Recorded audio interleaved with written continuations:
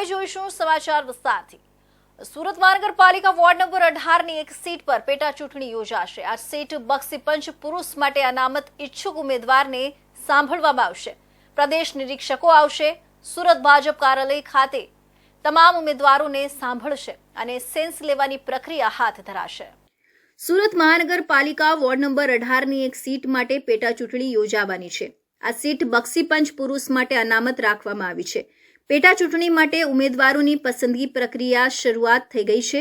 ભાજપના પ્રદેશ નિરીક્ષકો સુરત પહોંચ્યા છે, જ્યાં તેઓ ઉમેદવારોને સાંભળશે અને સંભવિત ઉમેદવારો વિશે સેન્સ લેવાની પ્રક્રિયા હાથ ધરશે। ભાજપ કાર્યાલય કમલમ ખાતે આ પ્રક્રિયા શરૂ કરવામાં આવી છે। ઉમેદવારોના ઇરાદા અને પ્રતિબદ્ધતા જાણી તેમજ સ્થાનિક લોકો સાથે તેમની જોડાણની તપાસ કરવા પેનલની ટીમ દરેક ઉમેદવાર સાથે મંતવ્ય લઈ રહી છે। ભાજપ આ પેટા ચૂંટણી માટે વ્યૂહાત્મક રીતે તૈયારી કરી રહી છે। પ્રદેશ ભારતીય જનતા પાર્ટી દ્વારા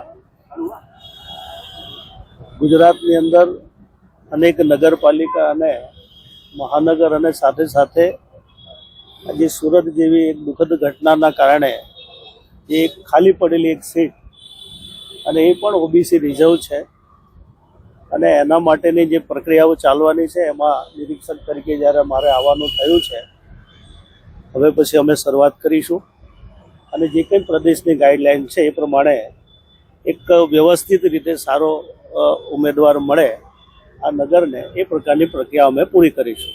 કયા મુદ્દાઓને ધ્યાને રાખવામાં આવશે? આમાં ખાસ કરીને કોઈ એવો મુદ્દા નથી। આ તો એક દુઃખદ ઘટનાના કારણે એક જગ્યા ખાલી પડી છે અને કોઈક સારો કાર્યકર્તા સારી રીતે જીતી શકે અને ભવિષ્યમાં આ નગરને ઉપયોગી બની શકે એ પ્રકારની પ્રક્રિયા પૂરી કરીશું। સુરત મ્યુનિસિપલ કોર્પોરેશનમાં ભાજપે પોતાનું મજબૂત પ્રદાન જાળવ્યું છે અને તેની યોગ્ય ઉમેદવારની પસંદગી માટે આ પ્રકારની પ્રક્રિયા અપનાવવામાં આવી છે।